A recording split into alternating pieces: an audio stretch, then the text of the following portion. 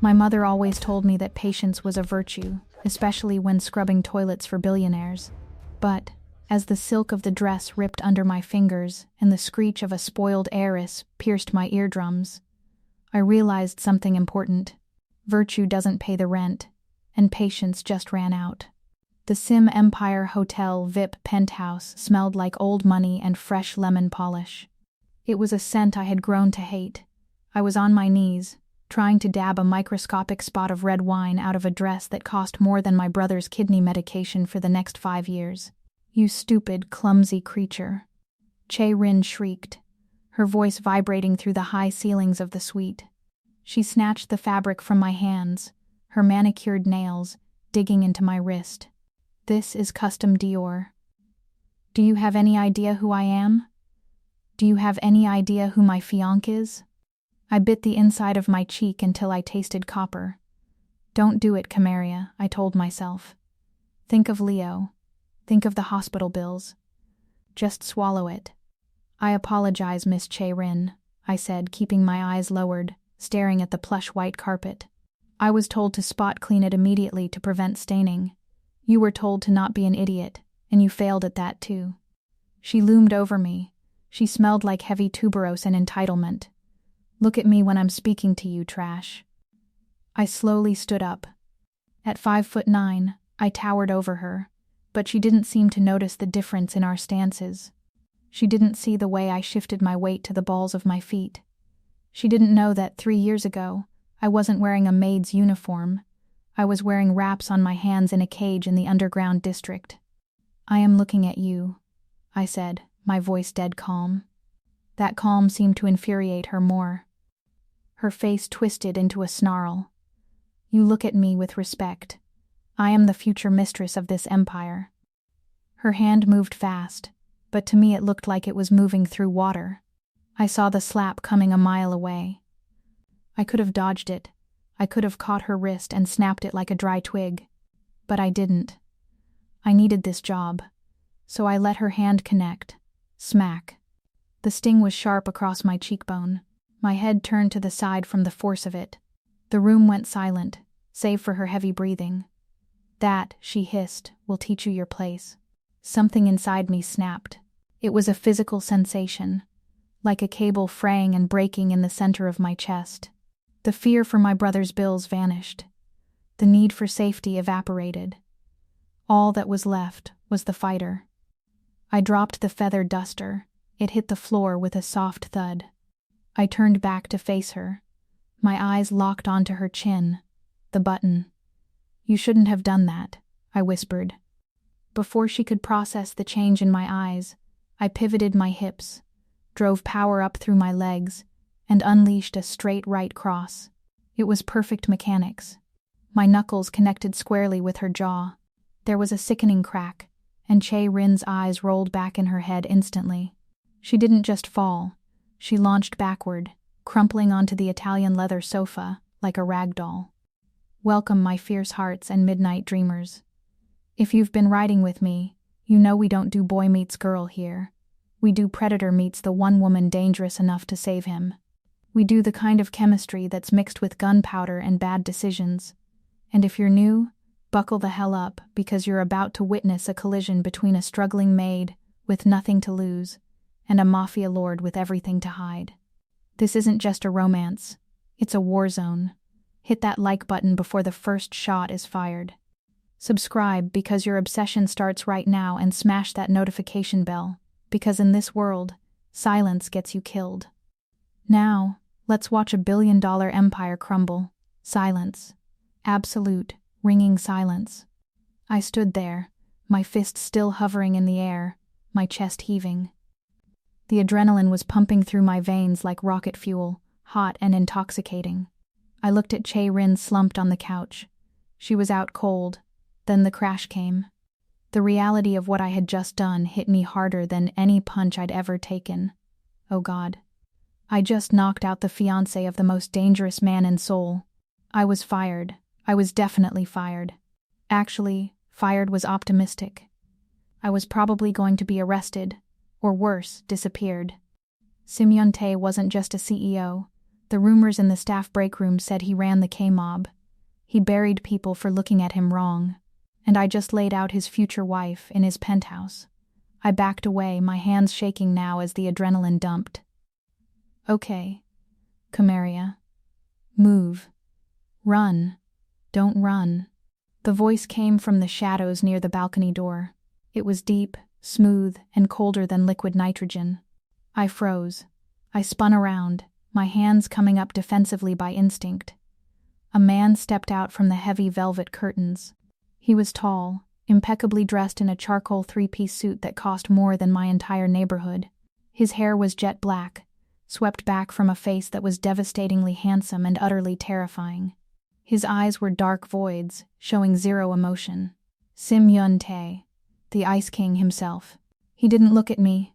He walked slowly past me, the scent of expensive sandalwood and tobacco trailing in his wake. He stopped in front of the sofa and looked down at Chae-rin. She was snoring softly, a bruise already blooming on her jawline. He stared at her for a long moment, his hands in his pockets. He didn't check her pulse. He didn't call security. He didn't look angry. If anything, the corner of his mouth twitched upward, just a fraction of a millimeter. He turned slowly to face me. His gaze swept over my cheap uniform, the fraying apron, and finally settled on my bruised knuckles. He looked me in the eye, and the intensity of his stare made my knees weak, but not from fear. "Nice form," he said, his voice low and appreciative. "You're hired." The air in the penthouse didn't just shift, it shattered. Before I could process Yun-Tae's absurd statement, the heavy double doors blasted open. "Secure the room. Move, move." The shout came from the head of hotel security, a man named Mr. Park who had a neck as thick as a tree trunk. Within seconds, the serene luxury of the VVIP suite was flooded with black suits. They moved like a swarm of angry wasps. I didn't even have time to raise my hands. 2 of them were on me instantly. One grabbed my left arm, twisting it behind my back with enough force to make my shoulder pop. The other kicked the back of my knees. I went down hard, my face pressed into the white carpet I had been meticulously cleaning just 5 minutes ago. Target subdued. Check Miss Chae-rin. Get the medics. The chaos was deafening. I could taste dust and the metallic tang of fear. My heart hammered against my ribs like a trapped bird. This is it, I thought, a cold wash of nausea sweeping over me. This is prison. Assault and battery.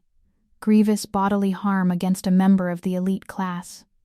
My mind didn't go to my own safety. It went straight to the small, sterile apartment in the city where my brother Leo was probably waiting for me to come home and make dinner. He needed his meds at 8. If I went to jail, social services would take him. He'd go into the system. He wouldn't survive the system. "Get her up," Mr. Park barked. "Call the police. Tell them we have an attempted assassination." "Assassination?" I struggled, instinct flaring up. It wasn't. I didn't. Silence. The guard hissed, shoving my face back down. "Let her go." The voice wasn't loud. It wasn't shouted. It was a low, bored baritone that cut through the panic like a scalpel through silk. The room froze. The hands holding me hesitated. I craned my neck up. Yun-Tae hadn't moved. He was still standing by the sofa where his unconscious fiancée lay, looking at his fingernails as if checking for dirt. He looked up slowly, his dark eyes landing on Mr. Park. I said, Yun-Tae repeated, the temperature in the room dropping 10 degrees, "Let her go. And get everyone out." Mr. Park looked bewildered. "But sir, Miss Chae-rin, she's unconscious. This maid attacked her. We have to follow protocol." Yun-Tae tilted his head. "Park, do you enjoy your pension?" The threat hung in the air, heavy and suffocating. Mr. Park went pale. He signaled his men immediately.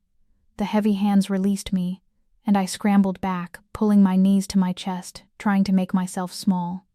"Take Miss Chae-rin to the private clinic downstairs," Yun-Tae ordered, waving a hand dismissively at his fiancée's body. "Tell the doctors she fainted from heat exhaustion. If I hear one word about an assault, I will have the tongue of every man in this room cut out." "Yes, sir."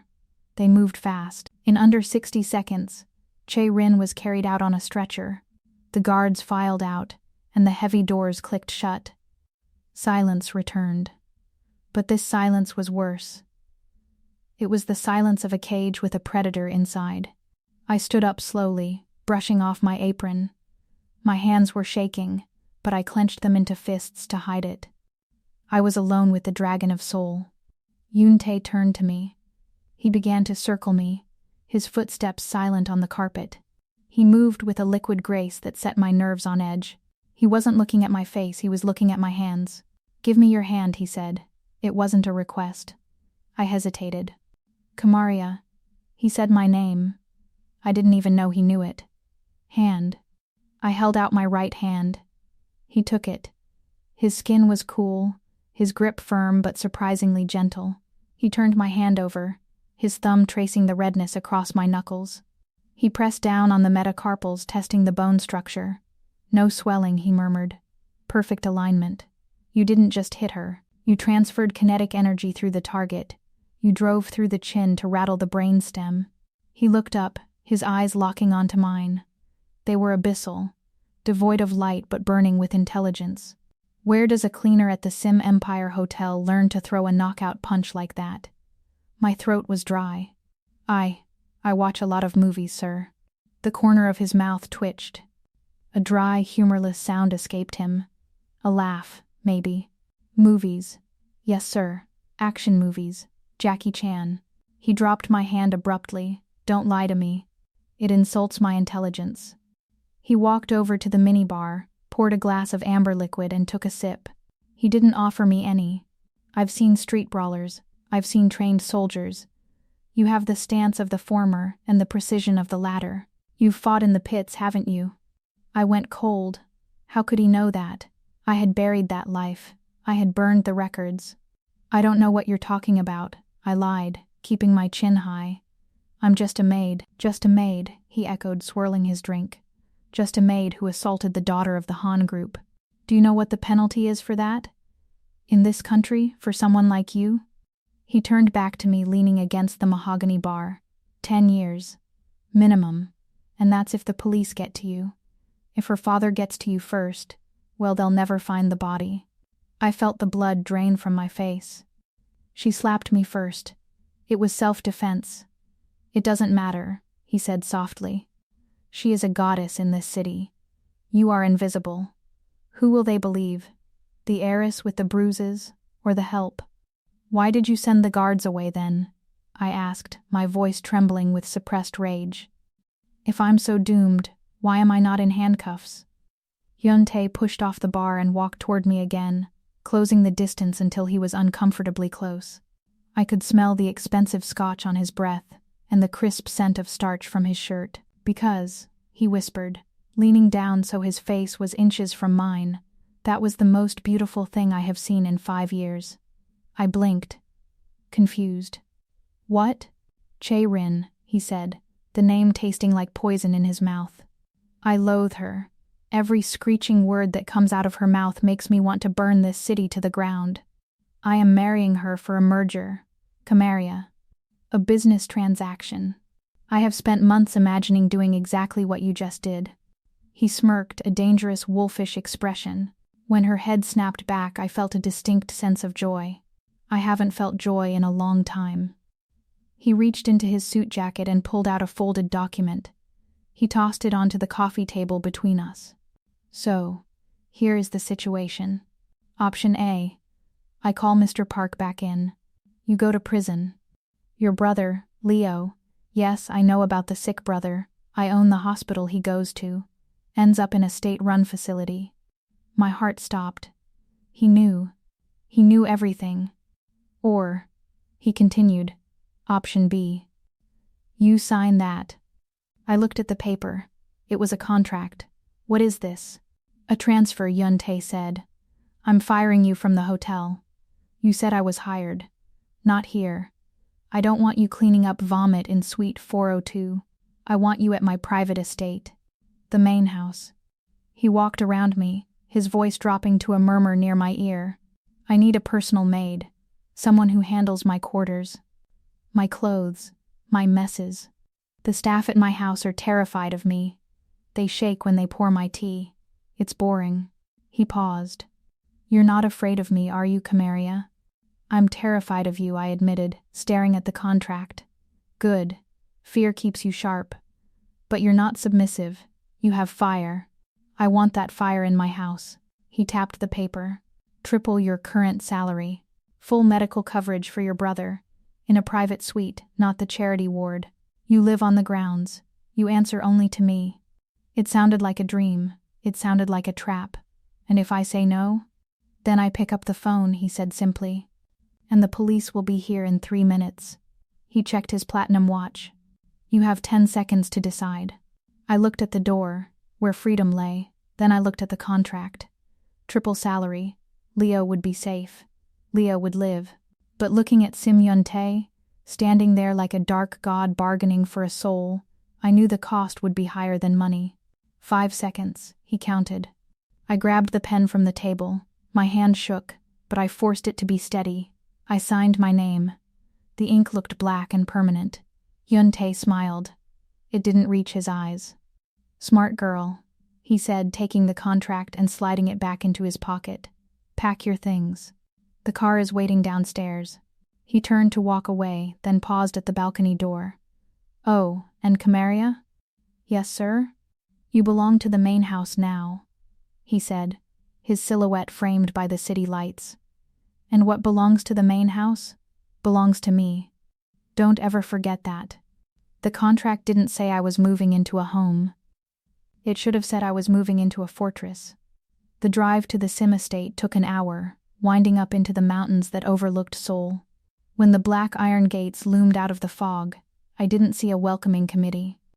I saw men in tactical gear patrolling the perimeter with assault rifles slung across their chests. This wasn't just a CEO's house. This was the nerve center of the K-mob. The car stopped in a courtyard that felt more like a military parade ground than a driveway. The house itself was a monolith of gray stone and black glass, devoid of warmth, devoid of life.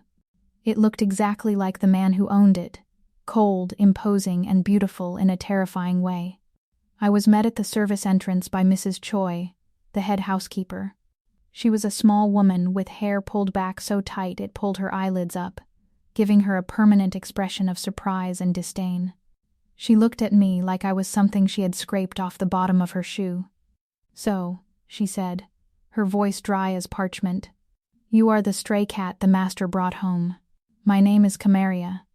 "I don't care about your name," she snapped, turning on her heel. "Here, you are staff. You have no name unless the master gives you one. You will not speak unless spoken to. You will not look the family members in the eye. And you will certainly not be punching anyone." She led me through a labyrinth of sterile white corridors to the utility room. She handed me a bucket of bleach water and a toothbrush. "The grout in the downstairs guest hallway is looking gray," she said, pointing a bony finger at the floor. "Scrub it. Every inch. Until it is white as bone." "With a toothbrush?" I asked, staring at the tiny implement. "It builds character," she sniffed. "And it teaches patience. Something I hear you lack." For the next 6 hours I was on my hands and knees. The chemical smell of bleach burned my nose, mixing with the scent of my own sweat. My knees ached, and my knuckles, already sore from punching Chae-rin, throbbed with a dull rhythm. But I didn't complain. I scrubbed. I imagined every line of grout was Chae-rin's face, or the hospital bill, or the smirk on Yun-Tae's face when he bought me. By the time night fell, the house was silent. A heavy, oppressive silence that felt like it was watching you. Mrs. Choi had retired, leaving me a list of rooms to dust before dawn. The last one on the list was the master's study. "Do not disturb papers. Do not look at computer screens. Do not linger," the note read. I pushed open the heavy mahogany doors to the study. The room was massive, lined with floor-to-ceiling bookshelves and smelling of aged leather, cigar smoke, and expensive scotch. It was masculine and intimidating. A single lamp burned on the massive ebony desk. I started dusting the shelves, moving mechanically. My body was exhausted, but my mind was alert. I was a fighter. I was used to being in enemy territory. And make no mistake, this was enemy territory. The sound of the heavy door clicking shut made me jump. I spun around, the feather duster held up like a weapon. Yun-Tae was standing there. He had removed his suit jacket, his white dress shirt unbuttoned at the collar, the sleeves rolled up to his elbows. He looked exhausted, his hair slightly messy, the mask of the perfect CEO slipping just enough to show the predator underneath. He didn't look at me. He walked straight to the liquor cabinet, his movements heavy. "I didn't hear you come in," I said, my voice cutting through the gloom. He paused, bottle in hand, and slowly turned his head. "You have the ears of a bat, but you still talk too much. Why are you here?" "Cleaning," I said, gesturing with the duster. "Mrs. Choi's orders." "Get out," he muttered, pouring a drink. "I hate the smell of cleaning supplies." I moved to leave, eager to escape the gravity of his presence, but as he lifted the glass to his lips, I saw it. A steady drip, drip, drip of red onto the pristine cream rug. He was bleeding. A jagged cut ran across the back of his right hand, soaking his cuff and tracking down his fingers. It looked fresh, like he had just smashed a glass. Or a face. I stopped. The instinct that had kept me alive in the ring, the instinct to patch up and keep fighting, kicked in before my brain could stop it. "You're bleeding," I said. He looked at his hand, seemingly surprised to see the blood, as if pain was a concept he had forgotten. "So I am." "You're dripping on the Persian rug," I scolded, walking back toward him. "Mrs. Choi will have my head if that stains." He stared at me, his glass frozen halfway to his mouth. "You are worried about the rug?" "Blood is impossible to get out of wool once it sets," I said, reaching into my apron pocket where I kept a stash of tissues and a small roll of medical tape, a habit from my fighting days. I reached out and took his hand. The moment my skin touched his, the air in the room changed. It became electric. His skin was burning hot, a stark contrast to the ice in his eyes. His hand was large, calloused, dangerous, a hand that ended lives. "Hold still," I muttered, dabbing at the cut. "This needs stitches, but a butterfly bandage will hold it for now if you stop making fists." He didn't pull away. He stood perfectly still, watching me work. I could feel his gaze burning into the top of my head. I cleaned the wound efficiently, my fingers moving with the muscle memory of a street medic. I wrapped the makeshift bandage tight. "There," I said, stepping back. "Don't get it wet." I looked up, and my breath hitched. He wasn't looking at his hand. He was looking at me. He stepped forward, invading my personal space. I tried to step back, but my heels hit the desk. I was trapped. Yun-Tae reached out, his uninjured hand shooting out to grab my wrist. His grip was like a steel manacle. He pulled me slightly closer, until the buttons of his shirt were blurring in my vision. The size difference between us was overwhelming. I was a tall woman, strong and capable. But he was a titan. He made me feel small. "You are a strange creature, Kamaria," he murmured, his voice rumbling in his chest. "Most people tremble when they see my blood. They wonder who I hurt to get it. They wonder if they are next." He lifted my hand, bringing it up to eye level, examining my calloused palm against his own. "But you," he whispered, his dark eyes searching mine. "You just worry about the carpet." "I need this job," I said, my voice steady despite the hammering of my heart. "I can't afford to get fired over a stain." He leaned down, his face inches from mine. I could smell the iron of the blood, the whiskey, and the sandalwood. It was a heady masculine mix that made my knees weak. "Liar," he breathed. "You aren't afraid of the stain, and you aren't afraid of me, are you, little fighter?" I met his gaze, refusing to blink. "Should I be?" His lips quirked into a ghost of a smile. It was the most dangerous thing I had ever seen. "Oh yes," he said softly, tightening his grip on my wrist just enough to remind me of his power. "You should be terrified, because the things I want to do to you have nothing to do with cleaning." He released my wrist abruptly, the loss of contact leaving my skin cold. "Go to bed," he commanded, turning his back on me and downing his drink in one swallow. Before I changed my mind. I didn't wait to be told twice.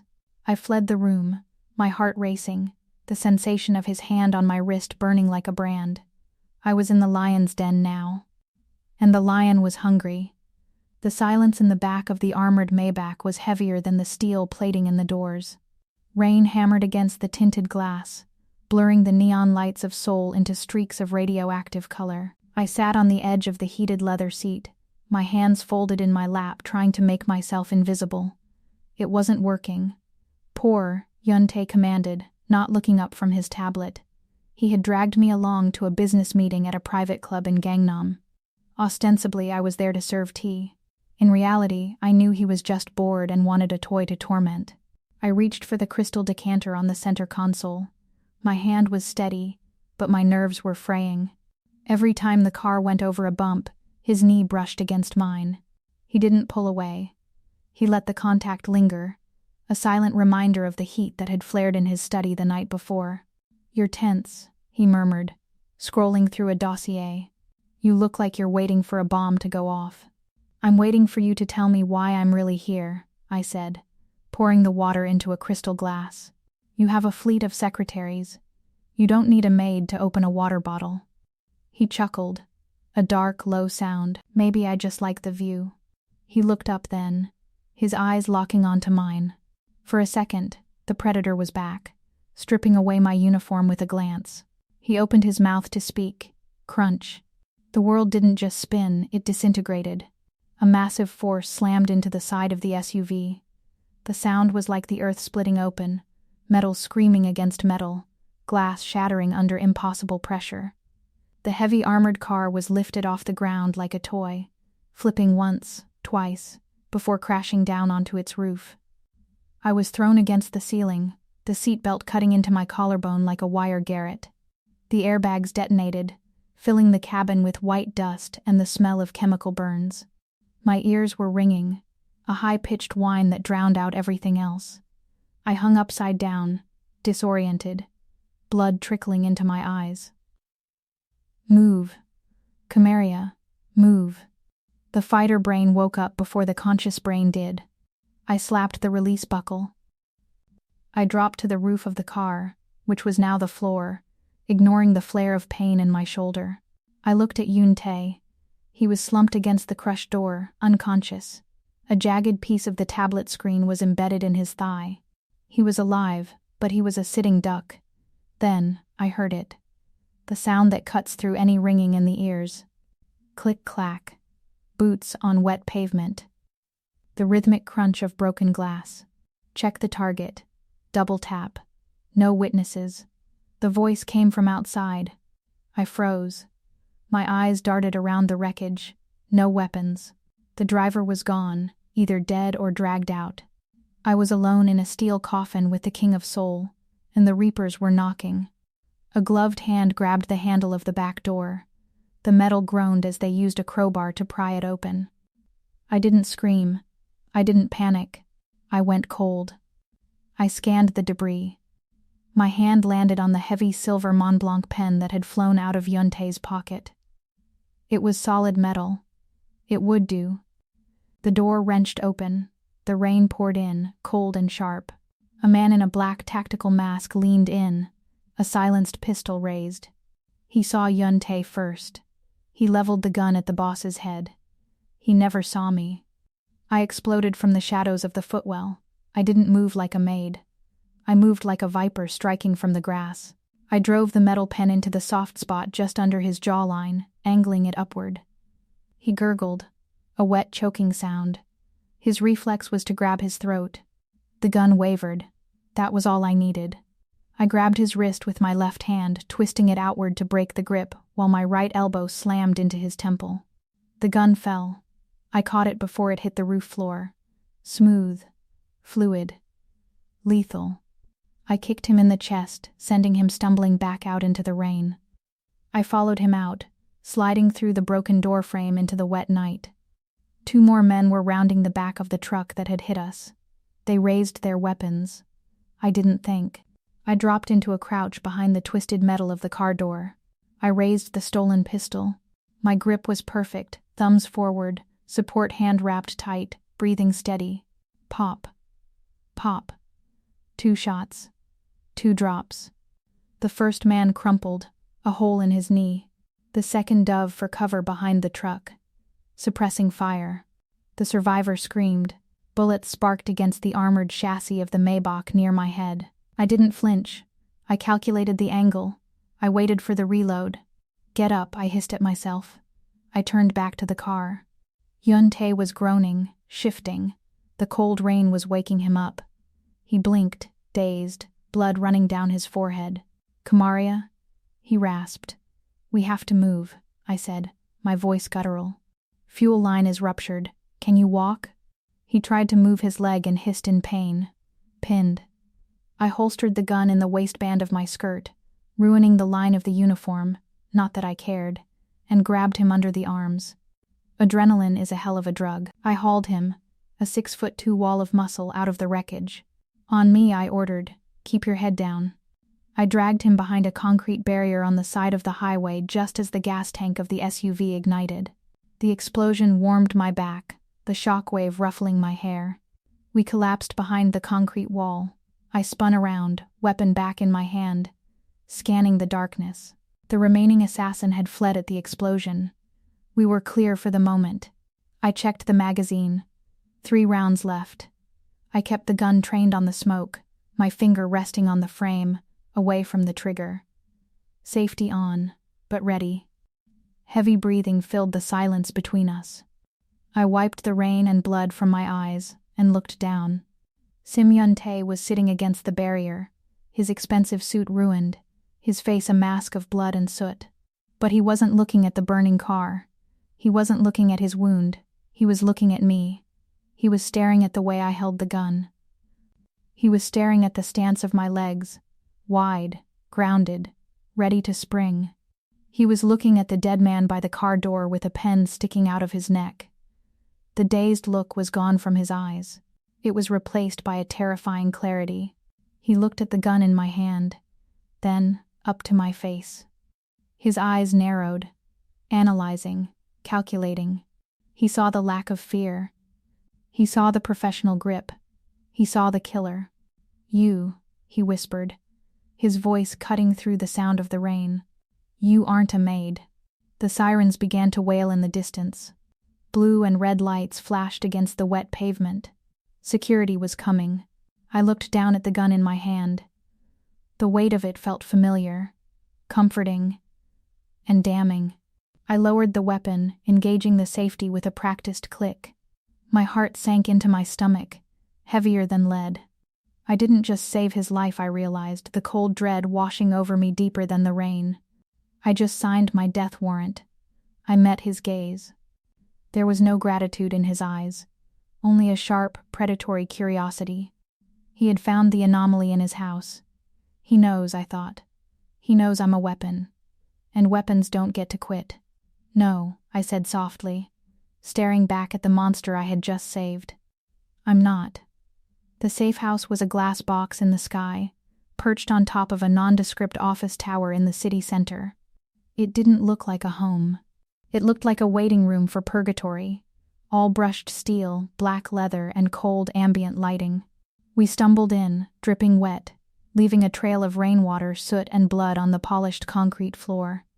The heavy steel door locked behind us with a pneumatic hiss that sounded like a final breath. "Sit," I ordered. The adrenaline was fading, leaving my hands trembling slightly, but my voice remained steady. Yun-Tae didn't argue. He collapsed onto a leather chair, his face gray, sweat beading on his forehead. The piece of glass in his side had shifted during the drive, tearing fresh muscle. He was bleeding sluggishly, but consistently. "I need to call a doctor," I said, reaching for the secure landline on the wall. "Someone on your payroll who won't ask questions." "No," he rasped, his eyes squeezed shut. "No new faces. We were compromised. I don't know who sold the route." He opened his eyes. They were glassy with pain, but burning with that same intense focus he'd had in the car. "You do it." "I'm a fighter, Yun-Tae, not a surgeon. I know how to break bodies, not fix them." "You stitched my hand," he countered through gritted teeth. "And you saved my life. You're the only person in this room I know isn't trying to kill me. Fix me." I stared at him for a second, then nodded. I grabbed the tactical first aid kit from the wall mount. This place was stocked for war, not comfort, and knelt between his legs. The air in the room was freezing, the climate control set to preserve servers, not people. But the heat radiating off him was intense. I could smell the violence on us, the acrid scent of cordite from the gun, the smoke from the explosion, and the metallic tang of fresh blood. "I have to cut this off," I said, pulling a pair of trauma shears from the kit. I hooked the blade under the collar of his ruined bespoke shirt. The shears snipped through the wet fabric, peeling it off his skin. His torso was a roadmap of violence. Scars crossed his chest and ribs, old bullet wounds, knife slashes, memories of a climb to the top that hadn't been peaceful. But I didn't have time to admire the history written on his skin. I focused on the jagged shard of glass embedded just above his hip bone. "This is going to hurt," I warned, pouring antiseptic over the wound. "Do it." I pulled the shard out in one smooth motion. He didn't scream. He just inhaled sharply, his hands gripping the arms of the chair so hard the leather creaked. I worked in silence. Disinfect. Clamp. Thread the needle. Stitch. My movements were rhythmic, a dance I had performed on myself a dozen times in dirty locker rooms after a cage match. The silence in the room grew heavy, thick with something that wasn't pain. It was intimacy. A dark, bloody intimacy that felt more real than any romance I had ever read about. I tied off the final suture and reached for the gauze. As I moved, the wet sleeve of my maid's uniform, heavy and sodden, slid up my right forearm. I didn't notice, but he did. His hand shot out, catching my wrist. His grip was weak, but his intent was iron. "Wait." I froze. "I need to bandage it." He ignored me. He turned my arm over, exposing the pale skin of my inner forearm. There, running from my wrist halfway to my elbow, was a thick, jagged scar. It wasn't a clean surgical line. It was a chaotic, ugly mark where skin had been flayed and burned. A souvenir from a fighter who had used a hidden razor in his wraps during my 3rd year in the pits. Yun-Tae stared at it. He ran his thumb over the raised keloid tissue. The sensation of his rough skin against my sensitive scar sent a shiver straight down my spine. "That isn't a cleaning injury, Kamaria," he murmured, his voice low and rough. "That is defensive. Someone tried to gut your arm." He looked up, his eyes searching mine. "Who marked you?" I tried to pull my arm away, but he held on. "It doesn't matter." "It matters to me," he said. "Tell me." I looked at the scar, then at him. The lies felt heavy and useless now. He had seen me kill. He had seen me sew him up. There was no point in pretending to be just a maid. "The underground," I whispered. "Sector 4. His brows drew together. "The cages? You fought in the cages?" "My brother, Leo. He has a condition. The treatments are experimental. Insurance wouldn't cover it. I needed fast cash. Fighting pays cash." I looked him dead in the eye. I was good at it. I did what I had to do to survive. To make sure he survived. I expected judgment. I expected the disgust of a high society K-ball looking at a street rat. Instead, his expression softened. The hard lines around his eyes relaxed. He looked at the scar again, not with curiosity, but with reverence. "You took the pain so he wouldn't have to," he said softly. "Yes." He leaned forward, wincing slightly as the movement pulled at his fresh stitches. But he didn't stop. He was close now. Too close. I could feel the warmth of his breath on my cheek. "You and I," he whispered, his thumb still tracing the line of my scar, circling it like it was precious. "We are the same. We both bleed to keep others alive. We are both monsters in service of something fragile." My breath hitched. No one had ever called me a monster and made it sound like a compliment. No one had ever looked at my violence and seen the love behind it. "Yun-Tae," I breathed, using his name without the honorific for the first time. He tilted his head, his gaze dropping to my lips. The air between us crackled, charged with a magnetic pull that was terrifying and undeniable. The smell of rain and blood was intoxicating. He leaned in. I didn't pull away. I leaned forward to meet him, my eyes fluttering shut, the world narrowing down to the heat of his body and the promise of his mouth. Suddenly, the jarring vibration of a phone rattled against the metal table, shattering the moment like glass. We sprang apart as if we'd been burned. Yun-Tae let out a growl of frustration that rumbled deep in his chest. He snatched the burner phone, the only one that had survived the crash, off the table. He looked at the screen. His face hardened instantly, the vulnerability vanishing behind the mask of the Ice King. "It's her," he muttered. He answered, putting it on speaker so he could continue to clean the blood off his hands with a wet cloth. "Yun-Tae." Chae-rin's voice shrieked through the tiny speaker, shrill and grating. "Where are you? I have been calling your secretary for hours. The gala is tomorrow night, and the florist sent the wrong shade of cream roses. It's a disaster. I am literally having a panic attack right now." I sat back on my heels, the cold reality of my position crashing down on me.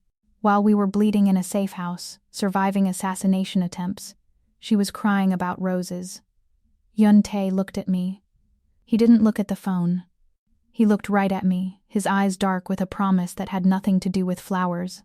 "Calm down, Chae-rin," he said to the phone, his voice dead flat. "I'll handle it." He hung up without saying goodbye. The silence returned, but the spell was broken. The almost kiss hung in the air like a ghost.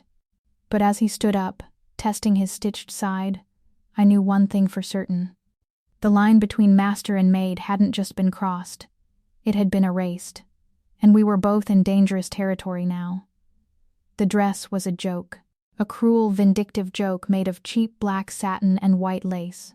Chae-rin had personally selected it for the engagement gala.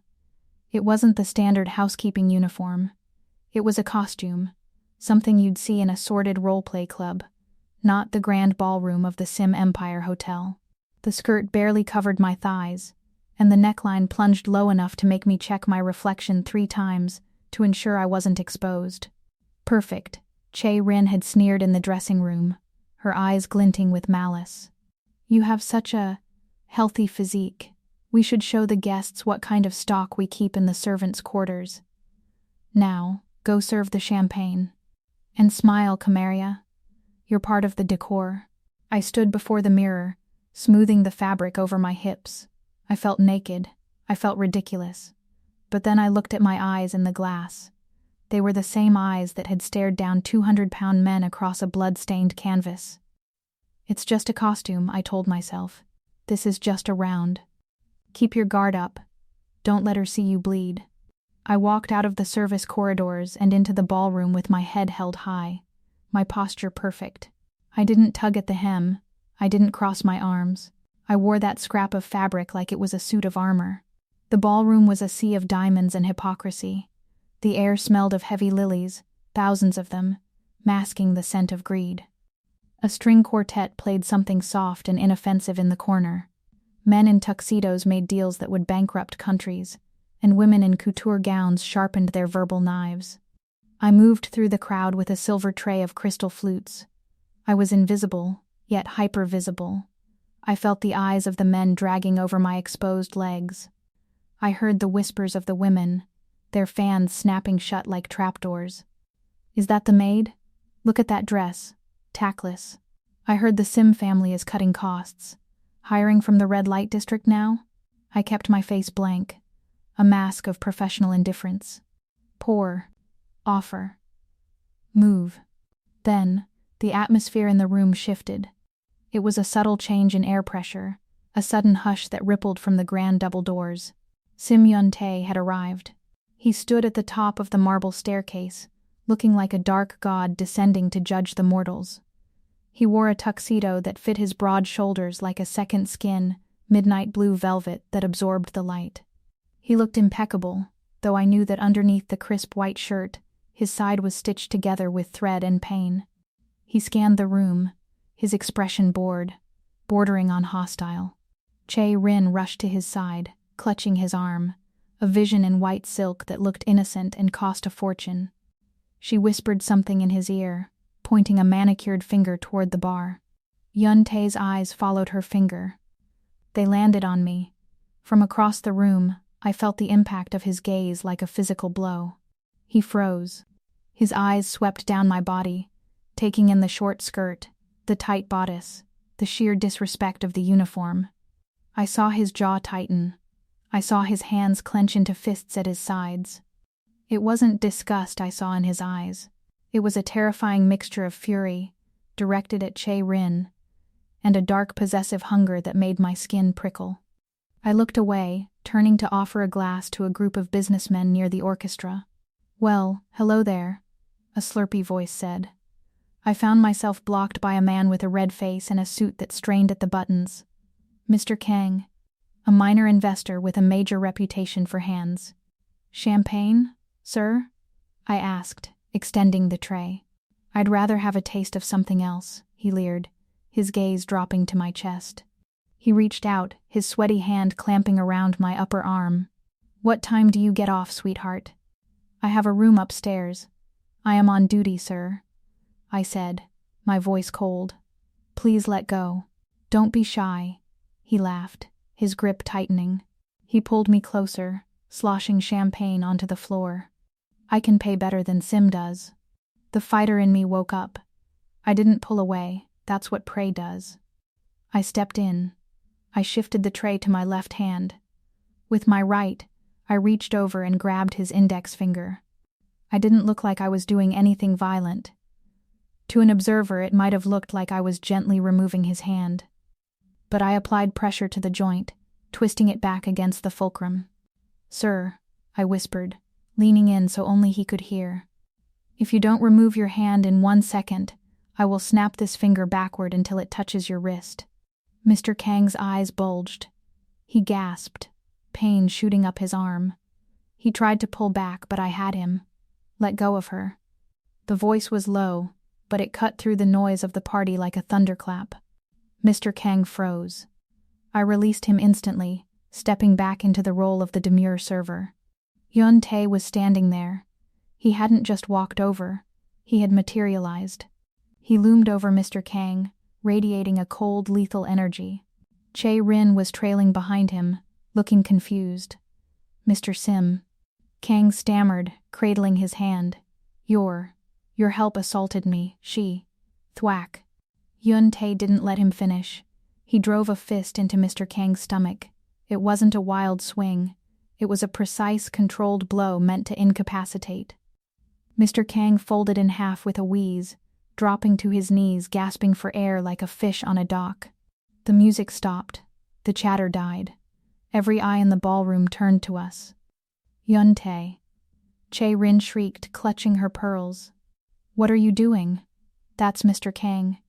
Yun-Tae ignored her. He ignored the man gasping on the floor. He ignored the shock of Seoul's elite. He turned to me. He reached out and took the silver tray from my hand. He let it drop to the floor. The crash of crystal breaking was shockingly loud in the silent room. Champagne pooled around his expensive dress shoes. But he didn't blink. "You aren't serving anyone," he said, his voice loud enough to carry. The conductor, terrified of the silence, frantically signaled the orchestra. The opening strains of a waltz began to play, Blue Danube. Chae-rin stepped forward, recovering her composure. She fixed a bright, fake smile on her face and extended her hand toward Yun-Tae. "The first dance, darling. Everyone is watching." Yun-Tae looked at Chae-rin's hand. Then he looked at her face. The disdain was palpable.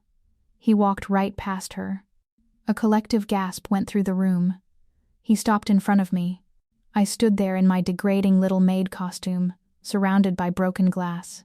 "May I?" he asked, extending his hand. "Yun-Tae," I hissed under my breath. "I'm the maid. You can't." "I can do whatever I want," he replied. "I'm the king." He didn't wait for my answer. He took my hand, the one with the scarred knuckles, and pulled me into the center of the floor. His other hand settled on the small of my back, his touch burning through the thin satin. He pulled me flush against him. The height difference was stark. I had to tilt my head back to look at him. He swept me into the turn, his movements graceful and commanding. We spun. The room was a blur of gold and black. I could feel the hatred radiating from Chae-rin, the shock of the investors, the frenzy of the photographers flashing their cameras. Click, click, click. The pictures would be on every tabloid cover by morning. "They're staring," I whispered, my heart hammering against my ribs. "They're all staring." Yun-Tae tightened his grip on my hand, interlacing our fingers. He looked down at me, his dark eyes softening, stripping away the crowd, the noise, and the lies. He lowered his head, his lips brushing the shell of my ear. "Let them stare," he whispered, his voice a low rumble that went straight to my core. "Look at them, Kamaria. They are paste. You are the only queen in this room." I looked up at him, breathless. In the middle of the lion's den, wearing a badge of shame, I had never felt more powerful. And for the first time I realized the danger wasn't Chae-rin, or the assassins, or the police. The danger was that I was falling in love with the monster who held me. The morning sun was trying to break through the gray clouds, casting a pale, diffused light into the massive stainless steel kitchen of the main house. The staff hadn't arrived yet. It was 5 p.m., the only hour the world was quiet. I sat on a stool at the island, nursing a mug of black coffee. Across from me, Yun-Tae was leaning against the counter. He wasn't wearing a suit. He was in gray sweatpants and a white t-shirt, his hair messy, the stitches in his side pulling slightly as he moved. He looked younger. He looked human. "You realize the press is going to be a nightmare today," he said, blowing on his coffee. But he wasn't frowning. There was a lightness in his voice I had never heard before. "Let them talk," I replied, echoing his words from the night before. "I'm just the maid." "No," he said, reaching across the island. His fingers brushed against my wrist, sending a jolt of electricity straight to my heart. "You are not just the maid. Not anymore. After last night, I'm thinking of making some changes. Permanent ones." He looked at me with an intensity that made my breath hitch. For the first time in my life, I wasn't thinking about the fight, or the bills, or the survival. I was thinking about a future that included Sunday mornings and coffee, with a man who looked at me like I was the only person on earth. Then, the world ended. The kitchen doors burst open with a violence that shook the frames. "There she is. Arrest her." The peace shattered.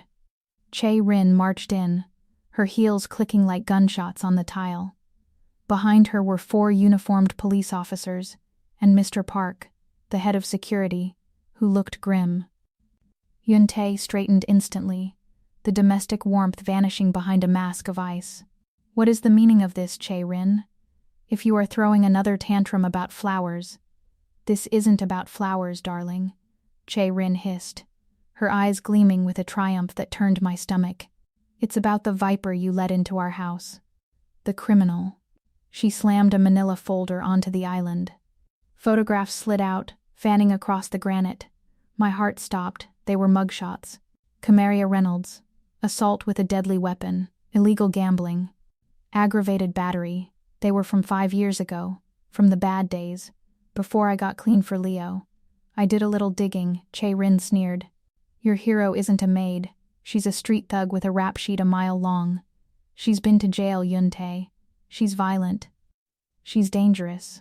Yun-Tae looked down at the photos. He didn't look surprised by the violence. He had seen me fight. But he looked disturbed by the context. The lies of omission were piling up.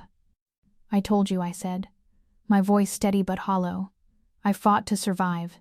And did you steal to survive too?" Chae-rin snapped. She turned to Mr. Park. "Show him." Mr. Park stepped forward, avoiding my gaze. He placed a small velvet bag on the counter.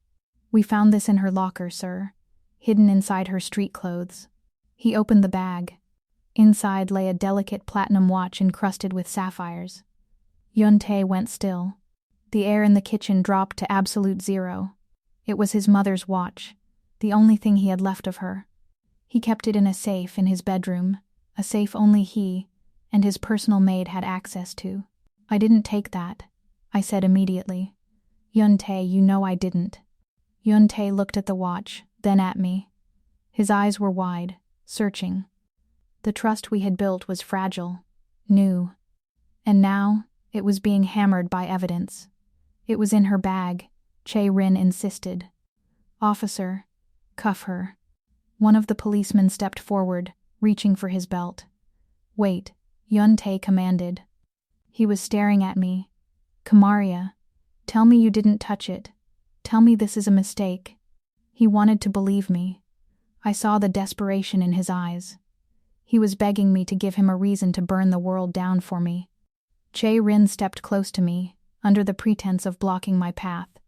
She leaned in, her perfume cloying and suffocating. "Confess," she whispered, her voice a poisonous thread of sound only I could hear. "Confess and leave, Kamaria. Or I make a call right now. Leo's funding is cut. The hospital throws him out by noon. Social services takes him. He won't survive the night without his machinery." My blood ran cold. I looked at Chae-rin. She was smiling. She held Leo's life in her perfectly manicured hand. I looked at Yun-Tae. If I told the truth, he might believe me. But might wasn't enough to save my brother. Chae-rin had the power, the connections, and the cruelty to execute her threat before Yun-Tae could stop her. I had to choose, the man I loved, or the brother I raised. It wasn't even a choice. I closed my eyes for a fraction of a second, letting the dream of the Sunday mornings die. I locked it away in a box and buried it. When I opened my eyes, the warmth was gone. The fighter was back. "I took it," I said clearly. Yun-Tae flinched as if I had slapped him. "What?" "I took it," I repeated, forcing my voice to be flat, devoid of emotion. "You were right, Chae-rin. I have a record. I have bills to pay. A watch like that, it sets me up for life. I saw an opportunity, and I took it." The silence that followed was louder than the screaming had been. Yun-Tae stared at me, the light in his eyes, the light that had appeared when we danced, when we stitched his wounds, flickered and went out. In its place was a void, a black, bottomless ocean of betrayal. He laughed, a short, dry, bitter sound. "I actually thought—" He shook his head, looking down at the watch. "I actually thought you were different. I thought you were the one real thing in this fake world." He looked up. His face was stone. The Ice King had returned, and he was colder than ever before. "Yun-Tae," I started, the name tasting like ash. "Don't speak my name," he said softly. He turned to the police officers. "Get out." "But sir," the officer stammered. "Grand larceny." I said, "Get out." Yun-Tae roared, slamming his hand on the counter. "There will be no charges. She is leaving. Now." He turned his back on me. "Take your things. If I see you in Seoul again, if I ever see your face again, I will kill you myself. Do you understand?" "I understand," I whispered. I didn't look back. I couldn't. If I looked back, I would break. I walked out of the kitchen, past a smirking Chae-rin, past the confused security guards. I grabbed my coat from the locker room and walked out the service entrance. The heavy iron gates of the Sim estate slammed shut behind me with a final metallic clang. I stood on the side of the road. It had started to rain again, a cold, miserable drizzle that soaked through my thin coat. I had no job, no home. My heart was ripped out of my chest and left on a kitchen counter. I looked up at the gray stone walls of the estate. I should have been crying. I should have been running to the hospital to check on Leo. But my mind wasn't on sadness. It was on tactics. Why now? Why today? Chae-rin hated me, yes. But to stage a theft, bring the police, and force me out today of all days? I replayed the scene. The look in Chae-rin's eyes wasn't just jealousy. It was urgency. She needed me gone. Not just fired, but gone. Why remove the maid? Because I wasn't just the maid. I was the one person who had stopped an assassination attempt 48 hours ago. I was the only person Yun-Tae trusted to watch his back. They didn't just fire me to break his heart. They cleared the board.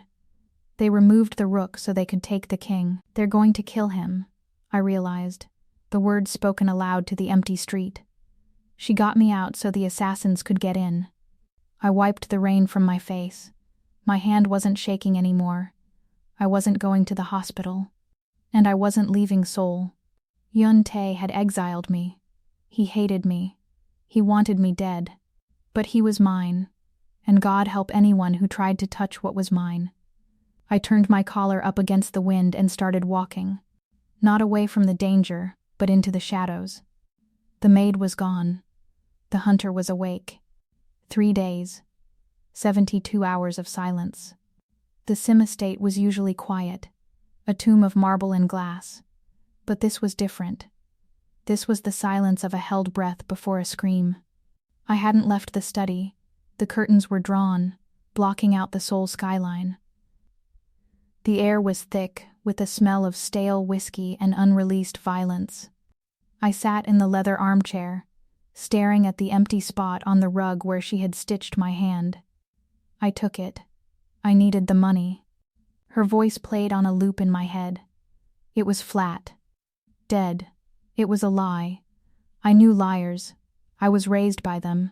I did business with them. Kamaria Reynolds was a terrible liar. Her eyes hadn't shown greed. They had shown devastation. "Sir?" The door creaked open. It was Mr. Park. He looked nervous.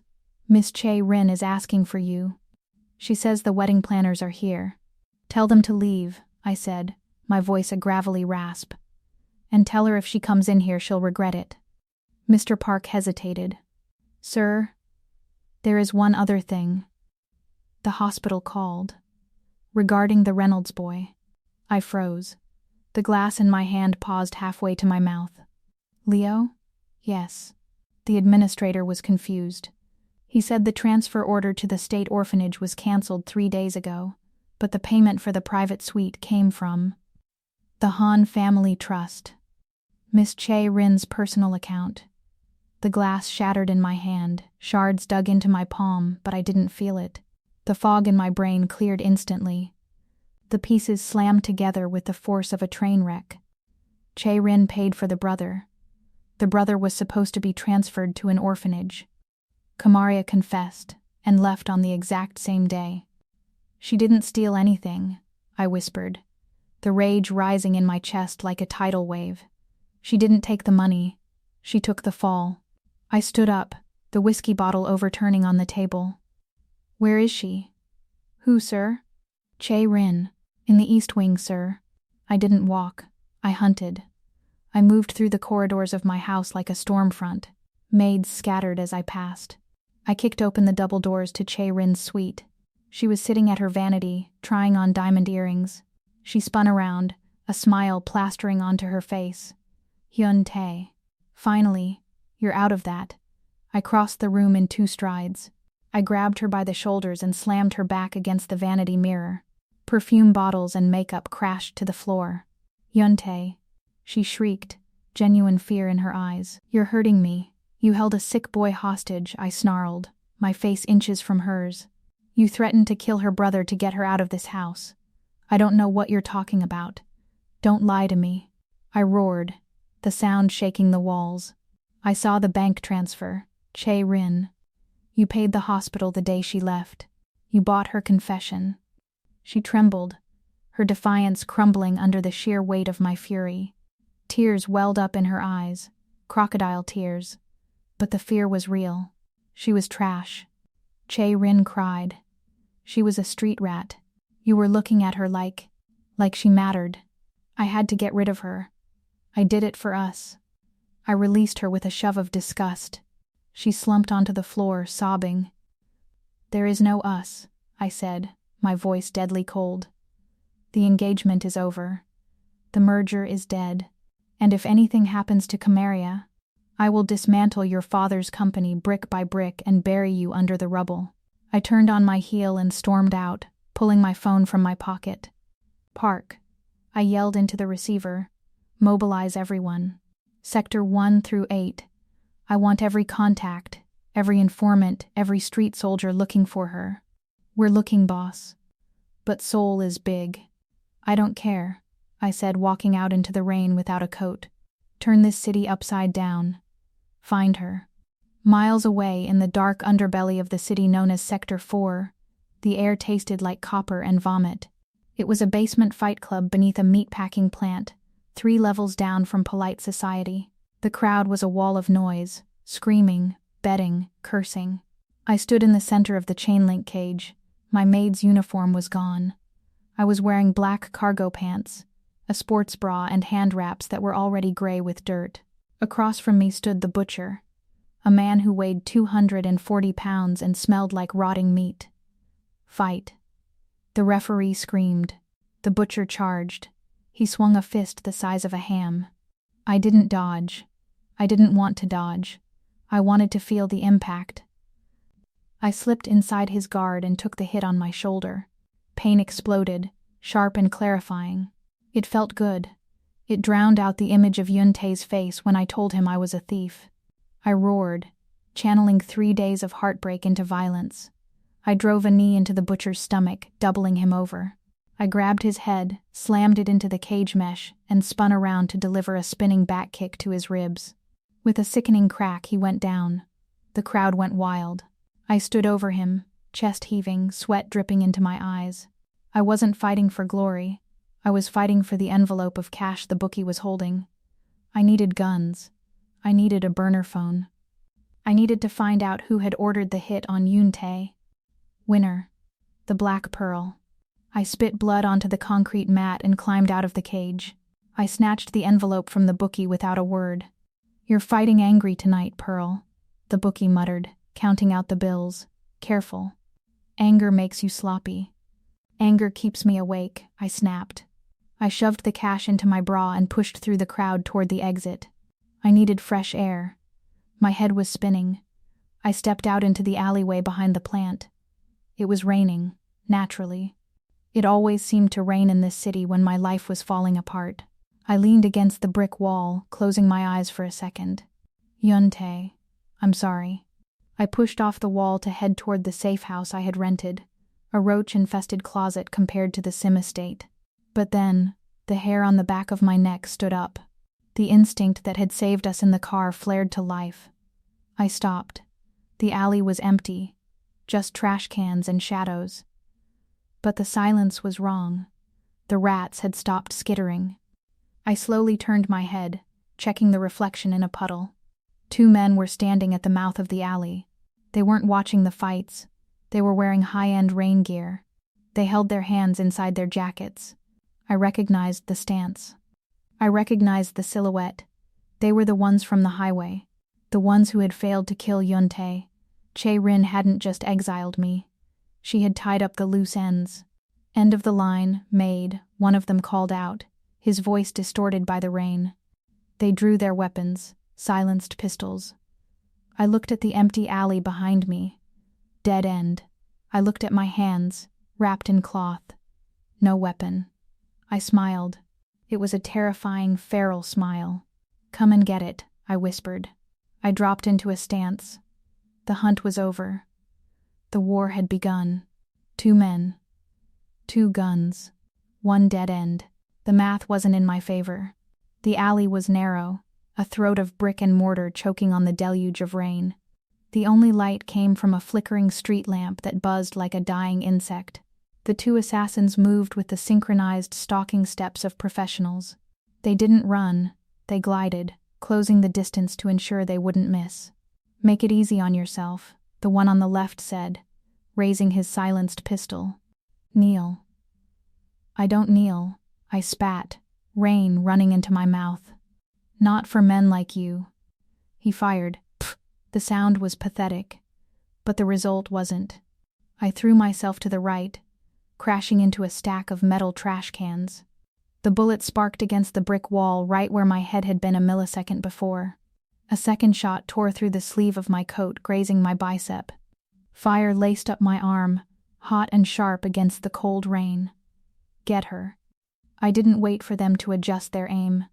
I kicked the heavy metal trash can with everything I had. It skidded across the wet pavement, clattering into the legs of the first shooter. He stumbled, cursing. I lunged. I wasn't fighting like a boxer now. I was fighting like a cornered animal. I grabbed a rusted pipe lying in the gutter, garbage to anyone else, a lifeline to me. I swung it. The pipe connected with the wrist of the second gunman. Crunch. He dropped his weapon, howling. But before I could follow up, a boot slammed into my ribs. The air left my lungs in a whoosh.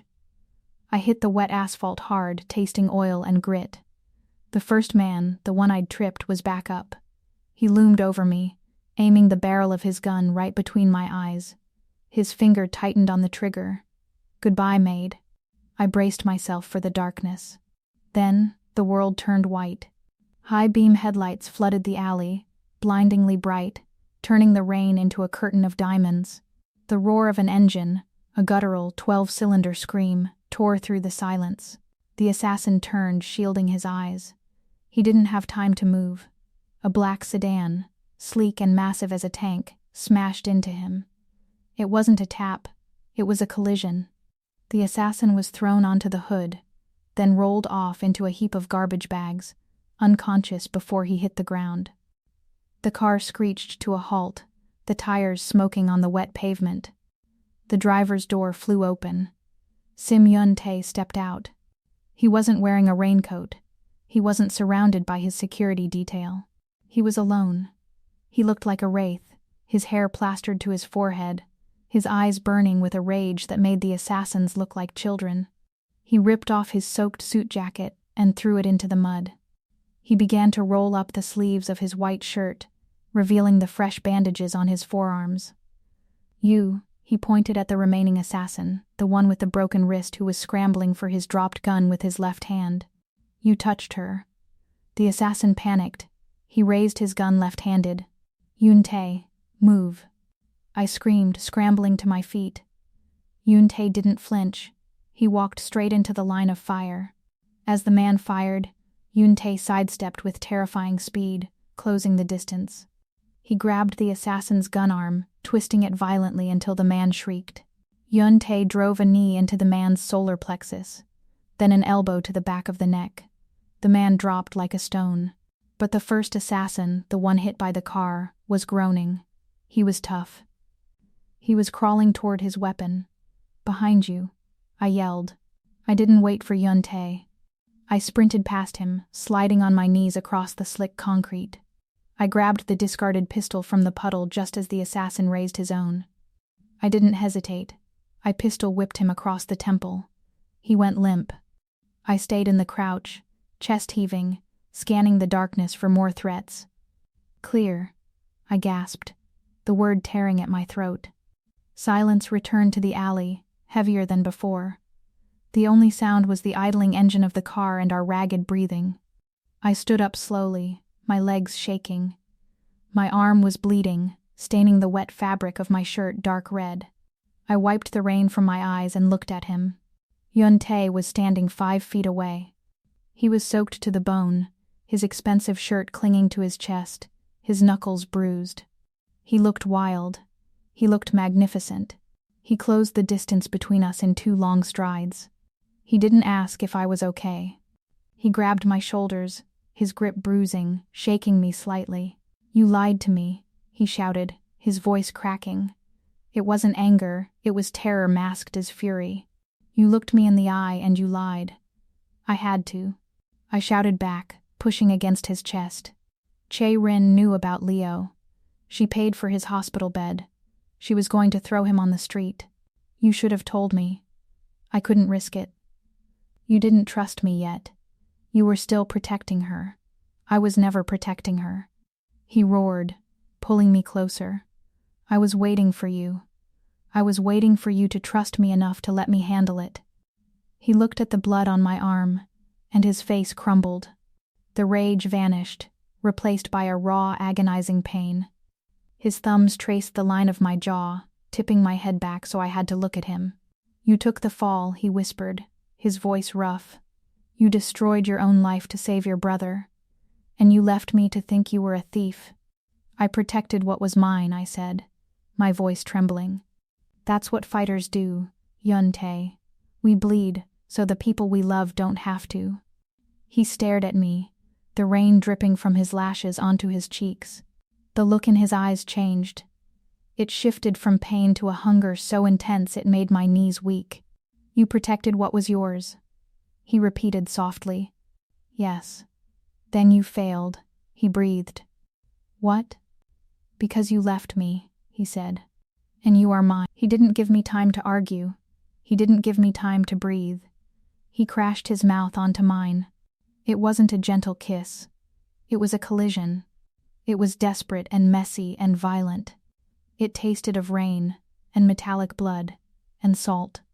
His hands tangled in my wet hair, pulling me harder against him, as if he wanted to merge our bodies so I could never leave him again.